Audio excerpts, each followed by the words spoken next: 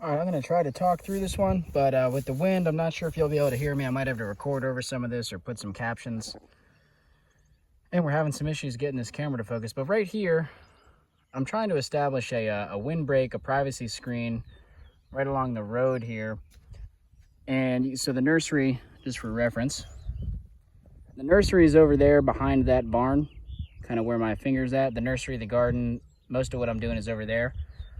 This is my wood chip stockpile, kind of like a staging yard area. And yeah, like I said, trying to get a privacy screen, little, well, privacy, windbreak, and also just habitat.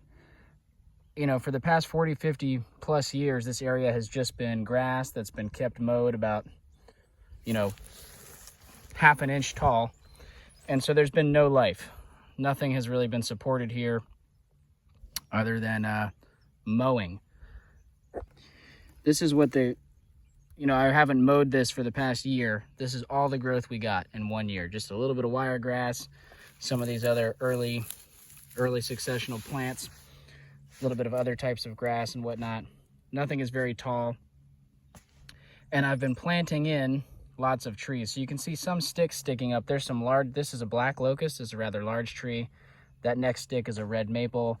This is mostly black locust, red maple. There's a box elder. I believe there's a little bit of tulip poplar in here. There's some behind me, right? So you can see going down the line. It goes almost all the way to that gate right there.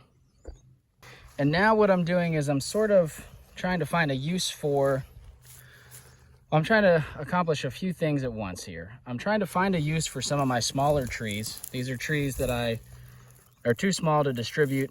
They either need to be planted out here or potted up.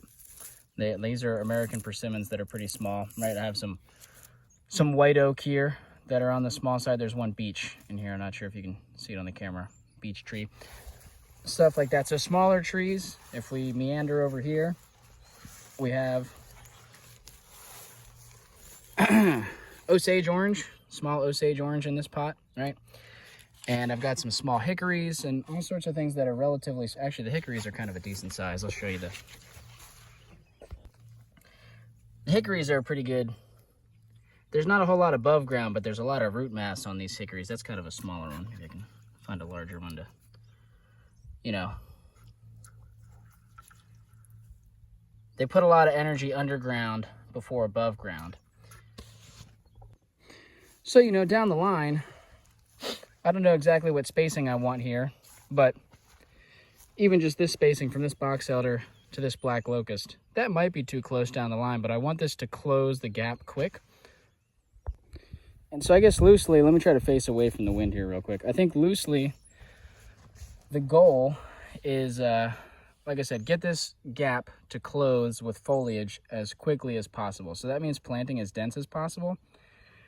Because this soil is so depleted, I don't really know what, if anything, is going to survive or thrive here. So I want to throw a lot of species at it. I want to have really tight spacing, and I want it to close up quick. And then in the best case scenario, a lot of different trees actually survive in this windbreak here. And I can come through and coppice and basically chop and drop the trees that I don't want to support the ones that I do want to grow. So if this black locust does really well, and this box elder is not doing well, and I feel like they're competing, you know, I could chop it down in the future. The other thing I'm doing is I'm taking all of those small plants, the small trees, see if I can show you, right here. This is a little itty bitty white oak. I just put down some mulch that I need to kind of scrape a little bit away from some of these small trees. I don't want to smother them too much. Here's a little hickory, right? So I don't know, these trees are pretty small. This soil is pretty depleted. I am not going to be able to water or take care of these trees at all. But I figure if I get them in the ground, it doesn't take very long to plant these small trees. You know, you just scoop out a shovel full of soil. Here's a persimmon or something right here. I thought I planted 2 in this hole, but there's a persimmon anyway. And so it just keeps going like that. I forget if these are Osage or honey locust, but one of the 2. And sometimes with the really small ones, I'm planting multiple stems in one hole. Anyway, right now it's not a whole lot to look at, and we're pretty much into spring here. It's March. It's in the mid 70s right now. This is not the ideal time to do this work. In an ideal world, these shrubs, these trees would have been planted back in the fall They would have had all winter to kind of get their roots acclimated to the space. You know, like I showed at the beginning, that black locust, which I did plant in the fall, that's already leafing out. This, you can see this here. This box elder, I don't know how well that's focused, but this box elder's leafing out. You know, it's late. But sometimes life happens and you don't do things at the ideal time. And so, like I said, I have the trees. It doesn't take a whole lot of time to stick them in the ground. And I'm really curious to see what I can get away with, you know, what works. I took some videos. It was a little windy when I was doing this the other day. So again, road right here. If I turn, and again, bear with me if it's windy, there's another fence line behind me right here. I'm trying to establish a privacy screen on that fence line, a windbreak over there as well. And for that area, I'm mostly direct seeding. So I scattered a silly amount of seed on the ground and covered them with compost and mulch. And we'll just see how many of them, if any, wake up and make it. So this is what that direct seeding experiment looked like. This was a really low effort direct seeding attempt. You know, I didn't break ground at all. I literally just scattered a bunch of seeds on the ground. And I tried to scatter high quantity and also high species diversity. So there's multiple types of oaks, mostly in the red oak. You know, there's northern red, there's willow oak, a few other types. There's hickory, there's American persimmon, all sorts of seeds scattered in there. Earlier in the winter, I did put some black walnut near some of these other established trees, these red maples. There's some black walnut seed in the ground. This is not a great site for black walnut, so I don't really think it's going to go well, but I had a ton of black walnut seed. But you get the gist. Really diverse seed. Put them all down in a row. For this, I did cover them with a very small application of compost, just to give them a little bit of fertility, a little bit of a jump start, hopefully an inoculation of microbes out in this desolate part of the farm. And then I covered them up with wood chips. And that's pretty much it. So we'll see if they have fertility issues, if they have issues being, you know, consumed by rodents. This might just be mice food. And it's also important to note, this is really focused on larger seed that are able to punch up through that mulch pretty easily. If you were going to try to establish trees that have smaller seeds like red maple, you'd have to use a slightly different strategy. Anyway, I'm excited to see what happens. You know, like most of these trees got planted last fall. The black locust, I think, should be able to handle these conditions pretty well. These red maple have actually been in the ground for about a year now. You can see they did not, gosh, camera's not really focusing. They did not put on a lot of growth last year, basically this much growth, which for red maple is not a lot, but they got planted. It was the same deal. I planted them really late in the season. So like about this time of year, March, April, they went in the ground. They had really no irrigation. We had a lot of drought last year. So the fact that they're alive is really exciting. I think they're gonna be more established and hopefully grow more this year. A really big box elder here. This one's almost as tall as I am. Again, this went in the fall. So like I said, not a lot to look at right now, but now is the time that I'm planting. And so I wanted to, you know, record this for, honestly, with a lot of this stuff, I'm recording it for myself. I mean, hopefully some of you guys get some sort of entertainment or information out of this, but it's also largely for me just as a document that I can look back and say, oh yeah, I remember when I was doing X, Y, and Z. You know, when this windbreak hopefully turns into something over the coming years, I can look back and remember what it was like when I established it. So it is, like I said, it's in the mid-70s today. I need to go sit in the shade for a minute because I don't have any sunscreen on. I can feel like I'm getting a little burned, and drink some water, stay hydrated. My goal today is to get all these little in-between spots planted. You know, I don't have a tape measure, but roughly trying to get a tree every foot. And that way, like I said, again, we're going to close the canopy as quickly as we can, shade out the ground, put up the windbreak as fast as possible. If I can get to here today, I would be happy. And then I think at that point, I'll probably be ready for a snack. And then I have a little bit more to go. So, feel the wind kicking up again. But trying to find a place I can record where the wind isn't too bad. Hence why I'm establishing the windbreak. It's windy out here. I'll take another clip at the end of the day, however far I get today, just to show what that looks like. And I think I'm also going to try to come back and add in mulch. You know, the mulch that's down there right now, what you just saw, that's definitely not deep enough mulch for what I want to have down.